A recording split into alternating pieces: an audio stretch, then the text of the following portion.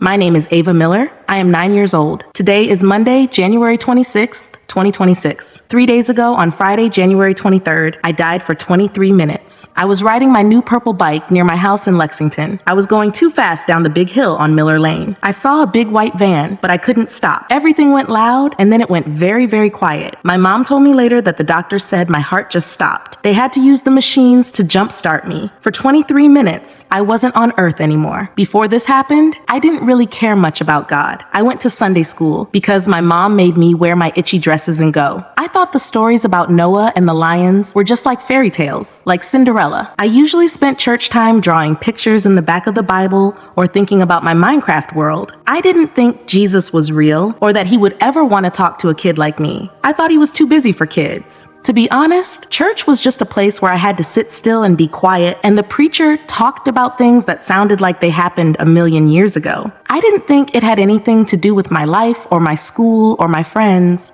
I thought God was like a very old, very stern teacher who lived in the sky and didn't really like it when kids made noise. I figured if I was good enough, he'd leave me alone. But when the van hit me, all those thoughts just blew away like leaves in the wind. The crash didn't hurt as much as you'd think. There was a big thump, and then I felt like I was being pulled out of a very tight sweater. Suddenly, I was floating. I looked down and saw my purple bike. The front wheel was wobbling, and it looked like a broken toy. I saw a girl lying on the road with sparkly sneakers, and I realized, oh, that's me. I wasn't scared, though. I felt light, like a balloon that someone finally let go of. I saw the man from the van running toward my body, and he looked so frightened. I wanted to tell him I was okay, but then a light started coming from behind me. It wasn't like a flashlight or the sun. It was a soft, glowing light that felt like a warm hug from my grandma. I turned around and I wasn't on Miller Lane anymore. I was in a place that looked like a giant park, but way better. The grass didn't poke my legs. It felt like silk. The trees were so tall they seemed to touch the top of the sky, and their leaves were every color of green you can imagine, and some colors I don't have crayons for. I started walking, and even though I didn't have my sneakers on, my feet felt warm and happy. The air smelled like the cookies my mom makes on rainy days, but also like fresh rain and roses. It was the best smell in the whole world. And then I saw him. He was standing near a stream that looked like it was made of liquid diamonds. He wasn't old or scary. He looked like he was made of light and kindness. His hair was brown and wavy, and he had a smile that made me feel like I had just won the biggest prize ever. When he looked at me, I felt like he knew everything about me, even the time I accidentally broke my sister's doll and hid it under the bed, and he loved me anyway. I didn't feel like I had to hide or be perfect. I just ran to him. I didn't even think about it. I just ran, and he caught me and picked me up. "I'm sorry I drew in the Bibles," I whispered into his shoulder. His robe felt so soft like a cloud. He just laughed, and the sound was like little silver bells ringing in the wind. He set me down and looked into my eyes. His eyes were the most amazing part. They were deep blue, like the ocean, but they had little sparks of gold in them. "Ava, my little one," he said. His voice wasn't loud, but it felt like it was speaking inside my heart. "I have been waiting to show you things. The world is getting very dark, and I need my children to understand what is coming so they can help others find the light." I felt a little nervous then. I'm just a kid. I like cartoons and strawberry milk. I don't know how to help the whole world. But he held my hand, and his hand felt so strong and safe. "Don't be afraid," he said. "I am with you. I want to show you what the grown-ups are missing because they are looking at the wrong things." He led me over to a large, flat rock that looked like it was made of glowing glass. As we stood there, the ground around us seemed to disappear, and it felt like we were standing in the middle of the stars. It was like the best 3D movie ever, but I was actually inside it. He showed me the earth, and it looked so beautiful and blue, spinning slowly. But then I saw shadows moving over it. They looked like gray smoke crawling over some parts of the world. "The people on earth are very angry right now, Ava," Jesus said. He looked sad. "They have forgotten how to be kind. They have forgotten how to talk to me. They think they can fix everything with big machines and loud words, but they are only making more shadows." He pointed his finger toward a part of the earth that was very dry and yellow. "This is the Middle East," he said. I watched as the movie zoomed in closer and closer. I saw big cities with tall buildings and beautiful markets with colorful rugs and spices. But then the scene changed. I saw people in dark rooms sitting around big tables. They looked very serious and very mean. They were pointing at maps and shouting. They weren't thinking about the families living in the houses nearby. They were only thinking about being the boss of everyone. I saw one country that was outlined in a bright, pulsing orange color. "This is Iran," Jesus whispered. I saw things inside that country that made my tummy feel flip-floppy. I saw big underground tunnels filled with long, pointy metal tubes. They looked like the rockets I see on the news, but these looked scarier. They were painted dark colors and had symbols on them I didn't know. "Men are building things in the dark," Jesus told me. "They think I cannot see them, but I see everything. They are preparing for a great fire."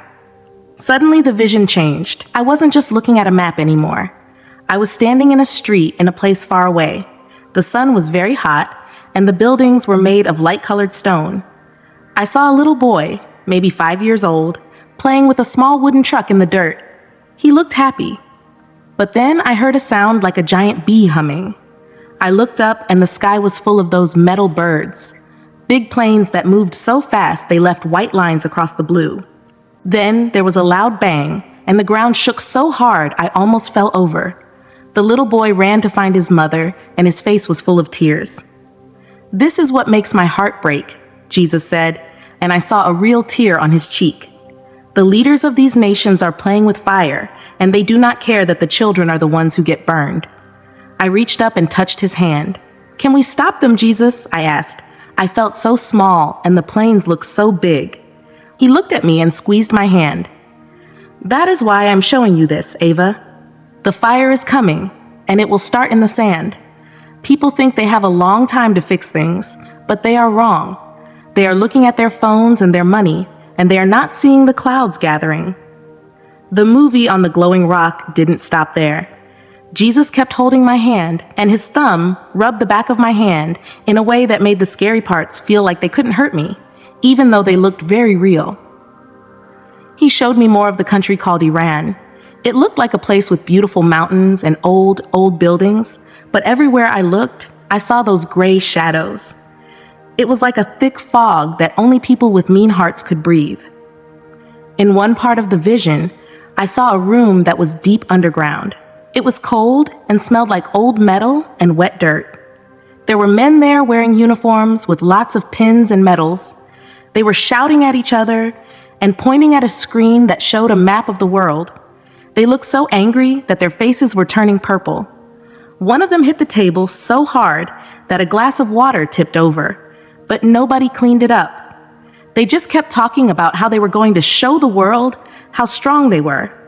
"They think strength is about how many things they can break," Jesus said softly. He sounded like he was about to cry again. "They think that if they make everyone else afraid, they will be the winners. But in my kingdom, the winners are the ones who make peace." These men have closed their ears to me. They have been planning this for a long, long time, Ava.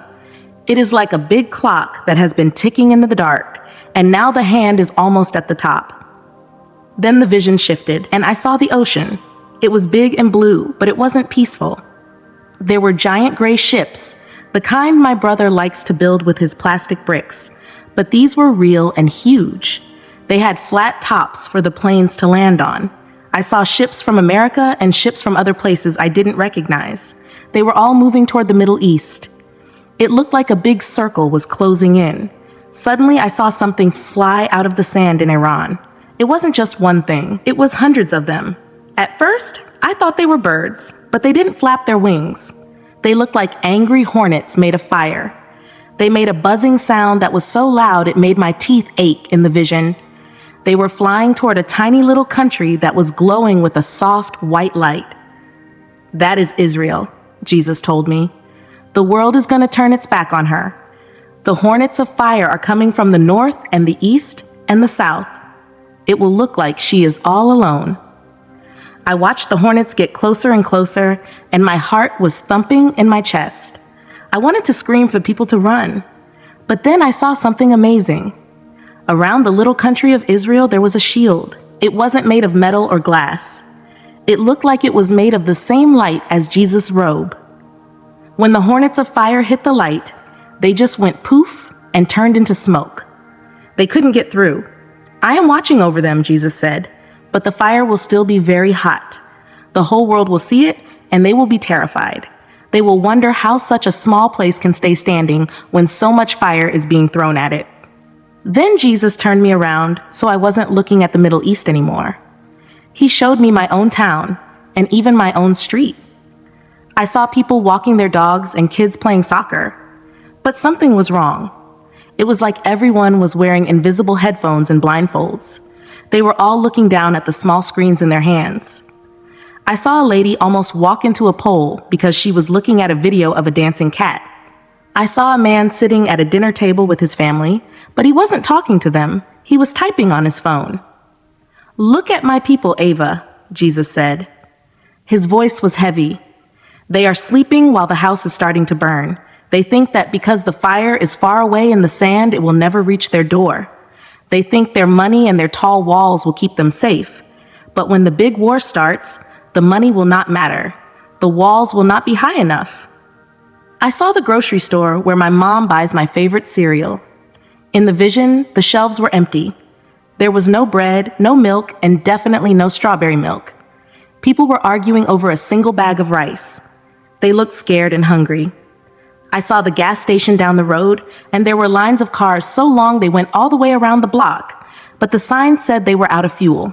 "Why is this happening, Jesus?" I asked. I felt like I was going to cry. "Why don't the grown-ups fix it?" "Because they have forgotten how to ask for help," he said. "They think they are the bosses of their own lives. They have made peace with the world instead of making peace with me. They love their comfort more than they love the truth. They would rather watch a movie than talk to the creator of the stars." He showed me a church. It was a big, pretty building with a tall steeple. Inside, the people were singing songs, but their hearts looked like they were made of wood. They were just saying the words because they always said them. They weren't really thinking about him. I saw the preacher talking, but he was more worried about if people liked his suit than about the message Jesus wanted him to say. "The church is like a giant that has fallen asleep in the woods," Jesus said. "I am trying to wake them up. Sometimes I have to let the ground shake so they will finally open their eyes. This war, it is going to be a giant wake-up call. For some, it will be the moment they finally remember my name. For others, they will just get angrier and hide in the dark." I saw a group of kids my age in a school. They were sitting in a circle, and they looked different than the grown-ups. Their hearts weren't made of wood. They were glowing like little candles. They were holding hands and praying. I could see their prayers going up like silver threads, straight through the roof and into the sky. "These are my secret ones," Jesus said, and his face lit up with a huge smile. "They are the ones who are listening. I am using the children to show the grown-ups the way back. While the big men in Iran and the big men in America are shouting and fighting, these little ones are the ones who are actually changing the world." Then the movie zoomed out again. I saw the whole earth, and it looked like it was caught in a big storm. There were flashes of light and big clouds of dark smoke. I saw a date floating in the air. It was just the year, and it was very close to now. It looked like it was written in gold fire. "Everything is about to change, Ava," Jesus told me. "The world you knew before you fell off your bike is going away. A new time is coming. It will be a time of great trouble, but it will also be the time when I show my power more than ever before. I am sending you back to tell them that the hour is very late. The sun is going down, and the night is coming where no one can work. They must finish their work now." "What is the work?" I asked. I thought about homework or cleaning my room. "The work is love," he said. "The work is telling people that I am real and that I am coming back. The work is praying for the people in Iran and the people in Israel and the people in your own house. It is turning away from the things that make your heart cold and turning toward my warmth." He held my chin up so I had to look right into those amazing blue eyes. "Do you think you can do that, Ava? Do you think you can be my little messenger?" I nodded, even though I felt like a tiny little bug. I'll try, Jesus. But what if they don't believe me? What if they laugh? They laughed at me too, he said softly. But the truth does not change just because people laugh at it. You just tell them what you saw. I will do the rest. Jesus didn't let go of my hand. We started walking through the grass again, and even though we were walking, the movie was still happening all around us, like the air itself was made of pictures. It reminded me of when you go to those fancy museums where the pictures are projected on the walls. But this was much better because I could feel the wind from the scenes and smell the things I was seeing. He showed me a big building in a city that looked very old. It was in Iran. Inside, there were hallways that felt very cold, even though it was hot outside. I saw men in long robes and men in suits. They were standing around a giant table that had a map of the whole world on it. But they weren't looking at the map to see where people lived. They were looking at it like a game of checkers. They wanted to take over the spots. Look behind them, Ava, Jesus said softly. I looked, and I saw something that made me shiver. Behind each man, there was a shadow. But it wasn't a normal shadow made by the light. These shadows were tall and skinny, with eyes that looked like hot coals. They were whispering into the ears of the men. Every time a shadow whispered, the man would get a mean look on his face and start pointing at the map more angrily. Those are the mean spirits, I said, my voice shaking a little. Yes, Jesus said. They are the ones who hate peace. They hate my children. They are telling these men lies. They are telling them that they will be like gods if they start this war. They are telling them that they can win, but there are no winners in the fire they are planning. Only sadness. I watched as the shadows moved from room to room. They were in factories where people were making those big metal tubes I saw before. They were in schools where they were teaching kids to hate people they had never even met. It made me feel so bad for those kids. I wanted to go into the vision and tell them that Jesus loves them too, and they don't have to be angry. Why do the men listen to the shadows? I asked. Because their hearts are like dry wood, Jesus explained. When you don't have my love inside you, your heart gets dry and hard, and dry wood catches fire very easily. The shadows just have to provide a little spark of anger, and the whole heart goes up in flames. That is why I told you to tell people to pray. Prayer is like water. It keeps the heart wet and soft so the sparks can't start a fire. Then, the scene changed again. We were suddenly in a place that looked like a big control room with lots of buttons and screens. I saw a man with a very serious face. He was looking at a clock. The clock was strange because it didn't have numbers like 1 or 2 or 3. It had symbols on it that looked like ancient writing. The hand of the clock was moving very fast. This is the time of the nations, Jesus said. The leaders think they are the ones who decide when things happen. They think they can push a button whenever they want. But I am the one who holds time in my hands. I am letting this happen so the world will finally see that they cannot save themselves. I saw a date flash in the air. It was February 14th. It was glowing in a pale purple light. I didn't know what it meant, but it felt like a heavy day, like a day when everyone would be holding their breath. Everything is connected, Ava, Jesus told me. The things that happen in the sand in the Middle East will make ripples that cross the big oceans. It will reach your house. It will reach the houses of everyone you know. He showed me a vision of a big city in America. It looked like New York, or maybe Chicago. I saw people running. The sky wasn't blue anymore. It was a dusty gray color. I saw big screens on the sides of buildings, the kind that usually show ads for clothes or movies. But they were all showing the same thing, a map of Iran and Israel, and big red words that said emergency. I saw people sitting on the sidewalks with their heads in their hands. Some were crying. Others were just staring at nothing. I saw a man trying to call someone on his phone, but he kept shaking it and yelling because it wasn't working. When the war starts, Jesus said, the things people trust in will fail. The internet will go quiet. The phones will stop ringing. The power will flicker like a candle in the wind. People will realize that they spent all their time building things that can be broken in a second. I felt a little bit of fear then, like a cold bug crawling up my back. Will we be okay, Jesus? Will my mom and dad be safe? He picked me up again and gave me a big hug. His hug was so powerful that all the fear just turned into light and disappeared. I am the Good Shepherd, Ava. I know my sheep, and they know me. Even when the valley is very dark and the shadows are tall, I am right there. I have a place for everyone who calls my name. But you must tell them to call it now, while it is still quiet. Don't wait for the thunder to start before you look for a roof. He showed me a vision of a family in a small house. They didn't have much. Their car was old and their roof had a little leak. But they were sitting together in their living room, and they were praying.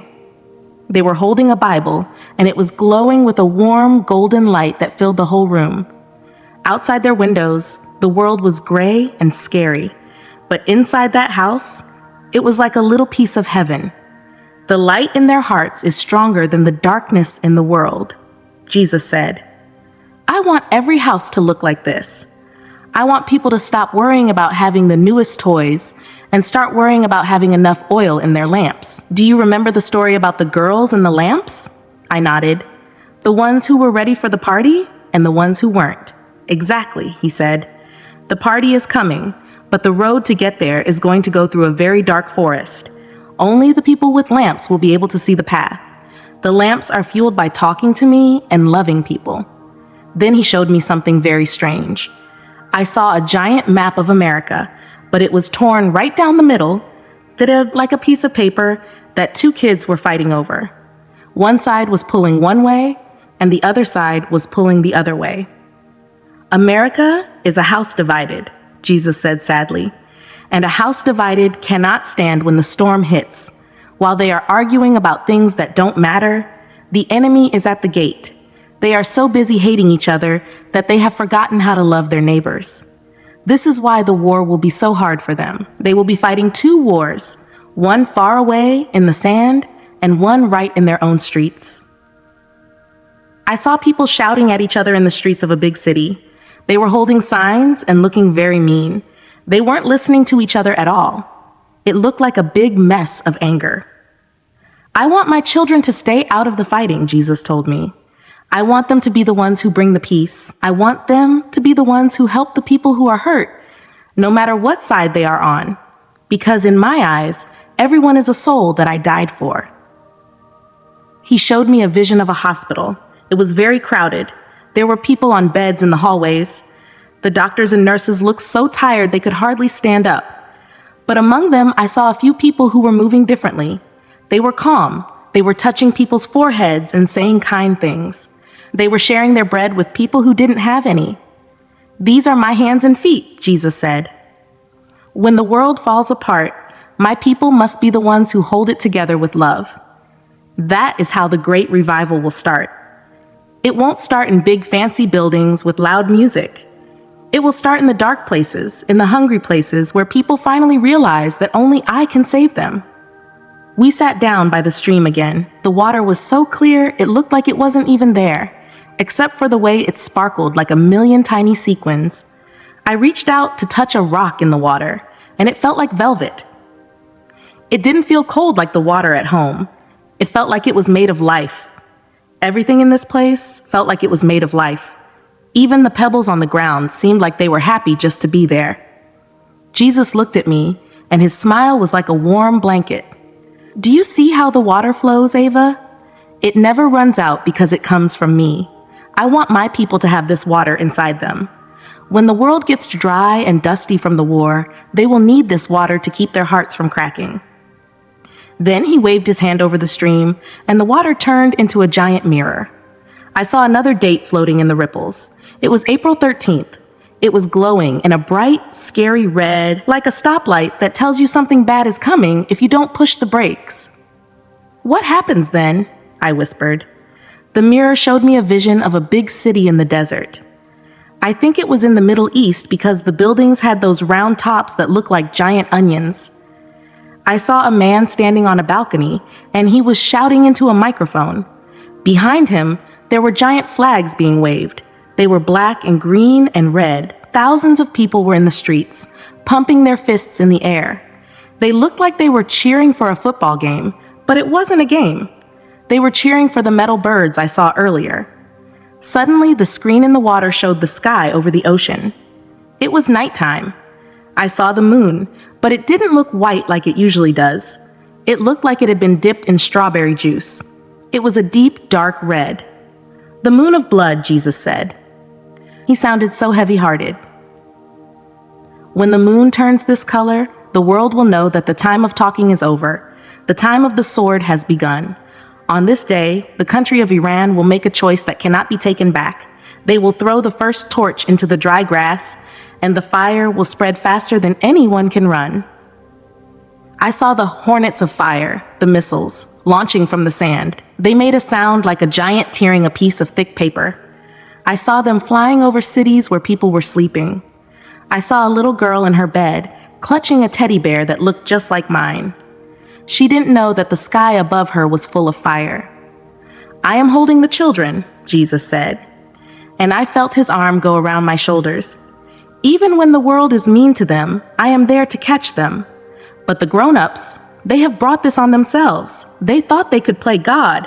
They thought they could decide who lives and who dies." The vision changed again.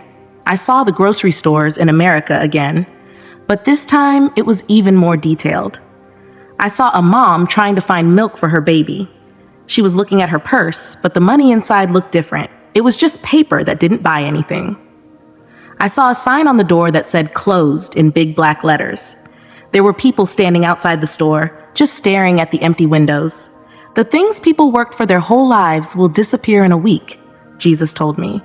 "The toys, the fast cars, the big houses, they will feel like heavy stones around their necks. They will realize that they spent all their time on things that don't have a soul. When you are hungry and scared, a new phone cannot hug you. A fast car cannot tell you that you are loved." He showed me a vision of a field in a place like Kansas or Iowa.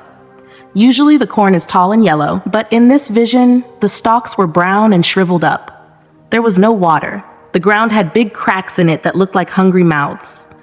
I saw a farmer sitting on his tractor with his head in his hands.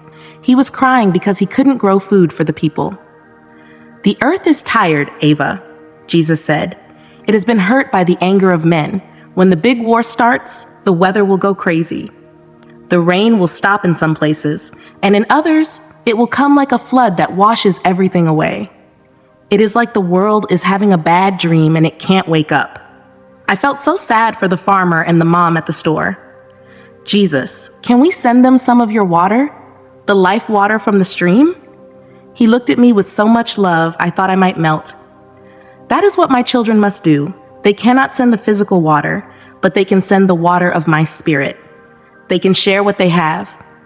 Instead of being greedy and hiding their food, they must open their doors. If they have 2 loaves of bread, they must give 1 to their neighbor. That is how the light grows. The darker the world gets, the brighter a tiny candle looks. Then he showed me something I didn't expect. I saw a group of people in Iran. They weren't the angry men with the maps. They were people in a dark basement. There were moms and dads and old grandmas. They were sitting in a circle, and they were whispering. I looked closer and saw they had a Bible. It was hidden under a piece of rug. They were reading it by the light of 1 tiny candle. Their faces were glowing with peace, even though I could hear the sound of the metal birds and the bombs far away outside. "These are my people in the land of the fire," Jesus said, and his voice sounded proud.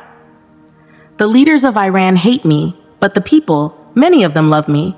They are my secret garden in the desert. While the war is happening, I will be doing a great work in their hearts.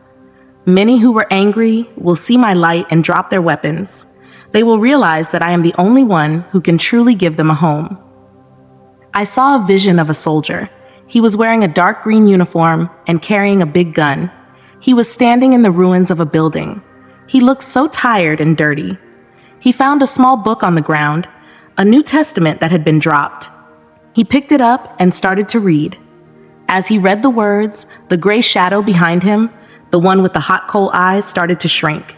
It got smaller and smaller until it just vanished. The soldier sat down on a piece of broken wall and started to cry, but they weren't angry tears. They were the kind of tears you cry when you finally get to go home after a long time away. "This is why the war is allowed to happen," Jesus whispered. "Because sometimes The only way to break a hard heart is to let it be broken by the world. When they have nothing left, they will finally look up. I am waiting for them. I have been waiting for them for a long time. We stood up and started walking toward a big hill. The grass was getting taller, and I saw flowers that looked like they were made of jewels. Some were like rubies, and some were like sapphires. They didn't just sit there, they seemed to sway to a song I could almost hear. It was a song that didn't need words. It was the song of everything being okay. I want to show you one more date for now, Ava, Jesus said as we reached the top of the hill. He pointed his finger toward the sky, and the stars started to move. They swirled around like a big glittery whirlpool, and then they formed numbers. September 22nd. This date was glowing in a golden white light like the sun at noon. This is the day of the harvest, he said. The war will be very loud and the fire will be very hot, but under the smoke, my harvest is growing. On this day, a great change will happen. It will be like a door opening in the sky. For those who know me, it will be a day of great joy. For those who don't, it will be a day of great fear. I saw a vision of thousands and thousands of people all over the world. They were all looking up at the sky at the same time. I saw people in China, people in Africa, people in England, and people in my own town. They were all dropping what they were doing. The people who were fighting stopped fighting. The people who were crying stopped crying. It was like the whole world held its breath. The time of the end is not just about the fire, Jesus said, and he looked like a king now, tall and shining so bright I had to squint a little. It is about the homecoming. It is about me coming to set everything right. No more broken bikes, no more vans hitting little girls, no more angry men in Iran, no more hungry babies. I looked at the golden date, and I felt a huge rush of excitement, like the night before Christmas, but a trillion times bigger. I want to be there for that, Jesus. I want to see the door open. You will, my little one, he said, ruffling my hair. But first, you have to go back and help the others get ready. You have to tell them that the clock is ticking, and the harvest is almost here. Tell them not to be afraid of the fire, but to be ready for the king. We walked down the other side of the hill, and the grass seemed to whistle a little tune as our feet moved through it. It was so peaceful that I almost forgot about the scary things Jesus had just shown me. In this place, it was hard to stay sad for very long because the love was so thick, like swimming in a pool of warm honey. Every time I looked at Jesus, I felt like a light bulb was being turned on inside my chest. I wanted to stay there forever and just look at the way the light danced on his skin. It wasn't like a tan from the sun. It was like the sun lived inside him and was trying to peek out. Ava, Jesus said, and his voice felt like a soft song. I want to show you how the hearts of people change when the fire starts. Many people think they are strong now, but they are like sandcastles. They look pretty and tall, but when the big waves of the war come, they just melt away. But I am building something different in the hearts of those who love me. He waved his hand, and the air in front of us turned into a giant window. I saw a big city in America. It looked gray and cold. I saw a man who had a very fancy suit and a very big car. He was looking at a screen on his wall that showed numbers. The numbers were going down, down, down. He was pulling his hair and shouting at the screen. He looked so scared, like he was seeing a monster. This man trusted in his money, Jesus told me. He thought that because he had a big bank account, he was safe. But when the war with Iran starts, the world's money will become like old, dusty paper. It won't buy peace, and it won't buy safety. He is realizing that his castle is made of sand. Then the window shifted, and I saw a woman in a very small apartment. She was sitting on a floor that didn't have a rug. She had a small bowl of soup, and she was sharing it with her neighbor, an old lady who looked very tired. They were talking about the news on the radio, about the missiles and the fighting, but they weren't shouting. They were holding hands. I saw a soft white light glowing around them, like a bubble. She doesn't have much, Jesus said, smiling, but she has me. And because she has me, she has enough to share. When the world gets dark and the stores are empty, these are the people who will be the leaders. Not the men with the suits and the big maps, but the people who know how to love their neighbors. This is the great secret, Ava. The more you give away in my name, the more you have. I watched as more shining bubbles appeared all over the world. I saw them in the middle of the desert in the Middle East. I saw them in big, crowded cities in China. I saw them in snowy places in Russia. Each bubble was a person or a small group of people who were praying. They looked like little stars on the dark earth. The shadows hate these bubbles, Jesus said, and his face got very serious. He showed me the shadow people again, the ones with the hot coal eyes. They were trying to blow out the light of the bubbles, but they couldn't get close. The light was too bright for them. It hurt them to even look at it. The shadows want everyone to be angry. They want the people in America to hate the people in Iran and the people in Iran to hate the people in Israel. They want everyone to point fingers and say, "It's your fault."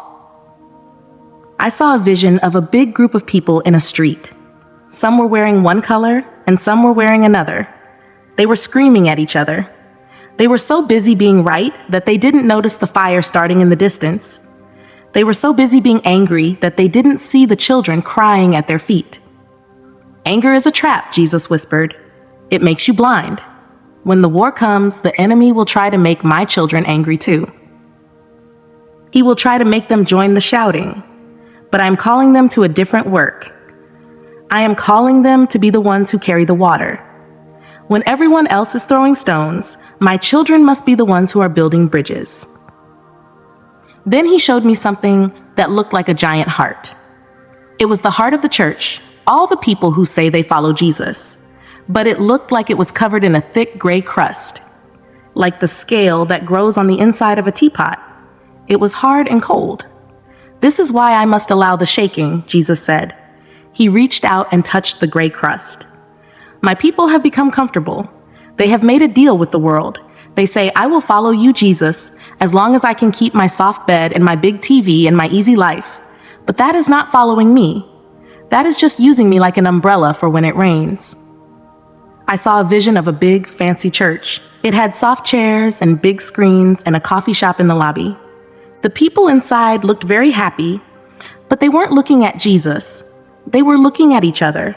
They were talking about their vacations and their new cars. Then the vision shook. I heard the sound of the metal birds and the rumble of the ground. The big fancy church started to crack. The coffee shop fell down. The big screens went black. The people inside started to scream. They didn't know what to do because they had never learned how to pray when things were hard. They had only learned how to pray when things were easy. "But look," Jesus said, pointing to a corner of the broken building. I saw a small group of people who hadn't run away. They were kneeling on the broken floor. They weren't looking at the cracks in the ceiling. They were looking up. As they prayed, the gray crust on the giant heart started to break off. Pieces of it fell away, and underneath, the heart was red and warm and beating fast. It started to glow with a light so bright it made the whole vision turn white. "This is the revival," Jesus told me. His voice was full of joy. "It is born in the fire. When the fancy buildings fall and the easy life is gone, the real church will wake up. They will remember that they are soldiers of light. They will stop worrying about being comfortable and start worrying about the souls that are falling into the dark. One person who is truly awake is stronger than 1,000 who are sleeping." I saw visions of people doing amazing things. I saw a teenager standing in the middle of a hungry crowd, sharing his last piece of bread, and as he gave it away, the bread just kept growing until everyone was full. I saw an old man laying his hands on a sick girl in a place where there were no doctors, and she stood up and started to dance. I saw a woman in Iran standing in front of a group of angry soldiers, and when she spoke, they dropped their guns and started to weep because they felt the love of God coming out of her. "The miracles are coming back, Ava," Jesus said. "In the days of the war, I will pour out my spirit like a great rain. The world will see things they haven't seen since the stories in the Bible. The blind will see, the lame will walk, and the lost will be found. But it will happen in the middle of the trouble. People think they have to wait for everything to be perfect to see my power, but my power is best seen when things are falling apart." He showed me a vision of the sky again. It was dark, and the red moon was hanging there. But all over the earth, there were millions of tiny lights, the people who were awake. They were all connected by lines of gold light, like a big net covering the planet. The net is what holds the world together, Jesus said. Every time you pray, you are making the net stronger. Every time you are kind to someone who is mean to you, you are adding a golden thread. The leaders in Iran think they are the ones who hold the future, but they are just ripples in the water. My children, the ones who pray and love, they are the ones who are writing the story with me. I felt a little bit better then. The war still sounded scary, but the light sounded much bigger. I looked at my own hands in the vision, and they were glowing a little bit too. Am I a thread in the net, Jesus? I asked. He laughed and hugged me so tight, I felt like I was part of him. You are a very important thread, Ava. That is why I had to bring you here. I need you to go back and tell the other children not to be afraid. Tell them that they have a special power to talk to me and that I listen to them even more than I listen to the big, important grown-ups. The prayers of a child can stop a war if they only believe. He stood up and reached out his hand to me. Come. There is more to see before you go back to the hospital. I want to show you the end of the story. I want to show you the king's return. We walked toward a part of the meadow where the light seemed to be coming from the ground itself. It was like walking on a floor made of pearls. Jesus was taller now, or maybe I was just feeling smaller because everything around us was becoming so big and grand. He didn't look like a person you'd see at the grocery store anymore. He looked like a king who owned every star in the sky.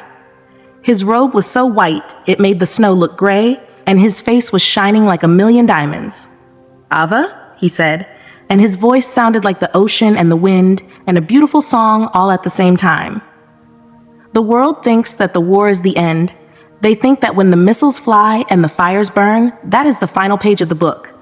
But the war is just the labor pains before a new baby is born.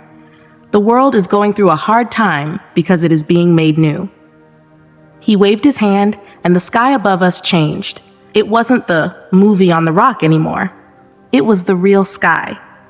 I saw the earth again, and it looked very dark. The red moon was still there, and I could see the smoke from the fires in the Middle East covering a lot of the land. I saw the shadow people cheering because they thought they had finally won.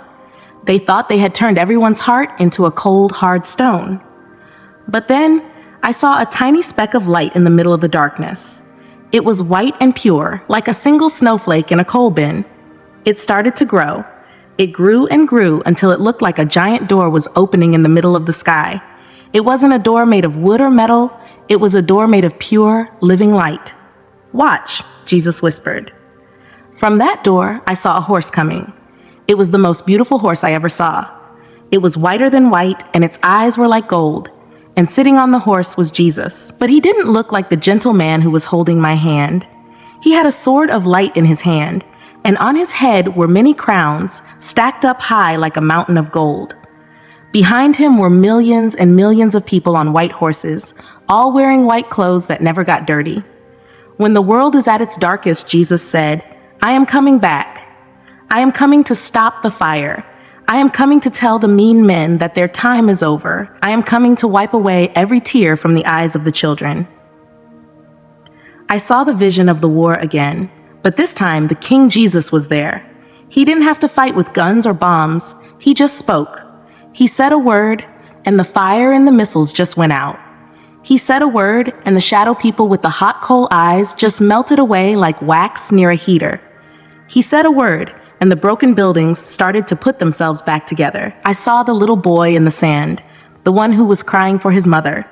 In the vision, he looked up and saw the king. He wasn't scared. He ran toward Jesus, and Jesus picked him up and hugged him. I saw the mom in the grocery store with the empty purse. Suddenly, her purse was full of bread, and the store shelves were bursting with fruit and milk and honey. This is the end of the story, Ava, Jesus told me. The war is scary, yes. The fire is hot, the hunger is real, but it is only for a little while. I want you to tell people to look past the fire. Tell them to look for the king. If they keep their eyes on me, the fire won't burn them. The shadows won't touch them. He showed me a vision of the earth after the king came back. It didn't look like the earth I know. The deserts in the Middle East were full of flowers and splashing water. The lions were sitting next to lambs, and the lambs weren't scared at all.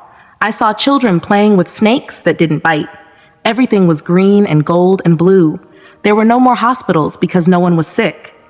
There were no more jails because no one was mean. There were no more itchy dresses because everyone wore clothes made of light. "Is this forever?" I asked, my voice full of wonder. "Yes," he said. "This is what I have been preparing for my children since the very beginning. The war is just the last gasp of the old, mean world trying to stay alive. But it cannot win. I have already won." Then Jesus knelt down and looked at me. His face was so full of love, it made my heart feel like it was going to burst with joy.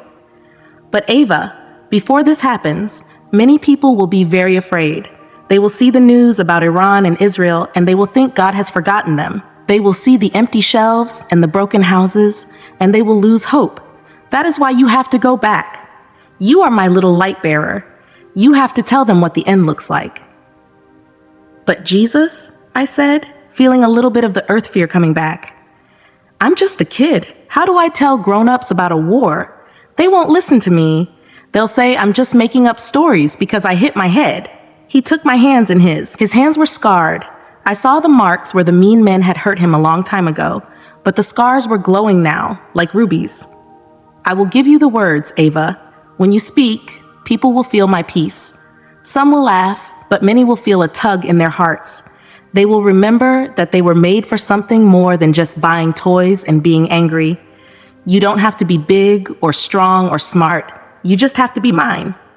He stood up, and the meadow started to fade. The beautiful stream and the jewel flowers started to look like they were behind a foggy window. I felt a heavy pulling feeling in my chest, like a magnet was trying to pull me back down to earth. "I have to go, don't I?" I asked. I started to cry, not because I was scared, but because I didn't want to leave him. "It's time," he said. "But remember what I told you. I am with you always, even to the very end of the world. Every time you feel scared, just close your eyes and remember my hug. Every time you hear the grown-ups shouting about the war, remember the door in the sky. Tell them to pray. Tell them to love. Tell them the king is almost home." He leaned down and kissed the top of my head. It felt like a spark of electricity went through me, filling me with a strength I never had before. "Go now, Ava Grace. Be my brave girl." The light got so bright I had to close my eyes. I felt a rush of cold air and then a giant whoosh, like I was being sucked through a straw. I heard a loud beeping sound. Beep, beep, beep. It was annoying and loud. I heard people shouting, "We have a rhythm. She's back." "Ava, can you hear me?" I opened my eyes and saw the harsh white lights of the hospital. I saw my mom's face, and she looked like she had aged 100 years in 23 minutes. She was sobbing. My dad was there too, holding her. I tried to speak, but my throat felt like it was full of sand. "Jesus says, 'Don't be afraid,'" I whispered. The doctors all stopped moving. They looked at me like I was an alien. My mom leaned in close, her tears falling on my cheek. "What, baby? What did you say?" "The war in the sand," I said, a little louder this time. "It's coming. But the king is coming too. We have to get the lamps ready, Mommy. We have to tell the people in Iran that Jesus loves them." I saw the doctor look at the nurse. He shook his head like he thought I was just confused. But I knew. I knew better than any of them. I had seen the fire, I had seen the red moon, and I had seen the king on the white horse. Since I came back, everything is different. I don't care about my toys. I don't care about being popular at school. I spend my time praying and telling anyone who will listen about the visions. My parents are starting to believe me because they see how much I've changed. I'm not the same Ava who drew in Bibles. I'm a girl who has a message. It is hard to be back in a world that feels so heavy and gray after being in a place that was made of light and music. Even the air here feels different. It's thick, and sometimes it's hard to breathe because I'm thinking about all the people who don't know what's coming. I look out my hospital window at the cars driving by and the people walking on the sidewalk, and I want to open the window and shout, "Please listen. The king is coming. You have to get ready." Jesus told me that my job was to be a messenger, and messengers can't be shy. He told me that when the war with Iran starts, people will look for answers in the wrong places. They will look to the news, or they will look to the leaders who are shouting the loudest. But the answers aren't there. The answers are in the quiet place where you talk to him. He told me that every person has a little door in their heart, and he is standing there knocking. Most people have piled so many toys and so much work and so much anger in front of the door that they can't even hear the knocking anymore. Ava, he had said to me right before the light faded, tell them that I am not a story in a book. I am the breath of life. Tell them that the war is not a surprise to me. I have seen it coming since the beginning of time. I am the one who holds the stars, and I am the one who holds the people of Iran and the people of Israel and the people of America. No one is too far away for me to reach. I remember seeing a vision of the Bible sitting on my nightstand at home. In the vision, it wasn't just a book with thin pages. It was like a map that was alive. Every word was glowing. Jesus told me that the Bible is like a light for the path through the dark woods of the war. He said that grown-ups spend too much time reading things that make them scared and not enough time reading the things that make them strong. He said the words in the Bible are like food for the spirit. If you don't eat, you get weak. If you don't read his words, your spirit gets weak, and then the shadows can make you afraid. I've been thinking a lot about the dates he showed me. February 14th, the day when things feel heavy. April 13th, the day of the red moon and the fire in the sand. September 22nd, the day of the harvest. These dates aren't just numbers on a calendar. They are like milestones on a road. We are walking down that road right now. Today is January 26th. We have already started. The clock is ticking, and it's not going to stop. My pastor came to visit me yesterday. He's a nice man, but he looked very confused when I started telling him about the shadow people and the hornets of fire. He patted my hand and told me I have a big imagination. I looked him right in the eyes. I didn't feel like a kid then. I felt like I was older than him. I said, Pastor, Jesus is sad because the church is sleeping. He wants you to stop talking about being comfortable and start talking about being ready. The fire is coming to the sand and the king is coming to the clouds. He got very quiet after that. I think he felt the peace of Jesus in the room. He didn't say anything else. He just sat there for a long time and then he started to pray. But he didn't pray his usual Sunday prayer. He prayed with tears in his eyes. He asked for forgiveness for being a sleepy shepherd. That's what Jesus wants. He wants us to be honest. He doesn't want us to act like we have everything figured out. He just wants us to love him. Jesus showed me that the world is like a big puzzle. Right now, it looks like a mess. All the pieces are upside down and scattered. The war with Iran is a very big, scary piece of the puzzle. But Jesus is the one putting the puzzle together. He knows where every piece goes. Even the pieces that look ugly or broken have a place in his plan to make everything new. He told me that we shouldn't be afraid of the mess because the mess means the work is almost finished. I want to tell you about the feeling of his love one more time because that's the most important part. Imagine the best day you ever had. Maybe it was your birthday, or a day at the beach, or when you got a new puppy. Now multiply that by 1,000,000. That's just a tiny bit of what it feels like to stand next to him. He is so big and so powerful, but he is also so gentle that he can hold a tiny sparrow without hurting it. He knows the name of every star, and he knows the name of the girl in Iran who is scared of the bombs. He loves her just as much as he loves me. He told me to tell the people who are angry to put down their anger. He said that anger is like drinking poison and hoping the other person dies. It only hurts the person who is holding it. When the war starts, there will be so much anger in the world. People will hate each other just because of where they were born or what they believe. But Jesus said his children must be different. They must be the ones who love the people who hate them. That is the only way to break the power of the shadows. If you are listening to this, please don't wait. Don't wait until the red moon is in the sky. Don't wait until the grocery stores are empty. Talk to him now. You don't need fancy words. You don't need to be in a church. You can just talk to him in your room or in your car or while you are walking. Just say, Jesus, I'm listening. Help me to be ready. He will answer you. He might not speak with a loud voice, but you will feel a warmth in your heart and you will know that he is there. I know some people will think I'm just a little girl who had a bad dream after a bike accident. But a dream doesn't change your whole soul. A dream doesn't make you see the future. A dream doesn't make you feel the love of the creator of the universe. I was there. I saw him. I saw the fire. And I saw the light. And I know, as sure as I know my own name, that everything he told me is true. I am not afraid anymore. I used to be afraid of spiders and the dark and getting bad grades. But now I know how the story ends. I know that the king is coming on a white horse to fix everything. I know that even if things get very scary on earth for a little while, we are never, ever alone. He is the good shepherd, and he never loses a single one of his sheep. It's been 3 days since the accident. The doctors say I'm a miracle because my brain works perfectly, even though I was gone for 23 minutes. I'm not the same girl I was on Friday morning. I don't care about my Minecraft or my bike anymore. I just want people to know that Jesus is real and he's worried about us. He told me the war with Iran will change everything, and it's going to happen much sooner than the news says. Please just try to talk to him. He's waiting, and he's very, very kind. He told me to tell you that he loves you, but you need to get ready. The fire in the sand is coming.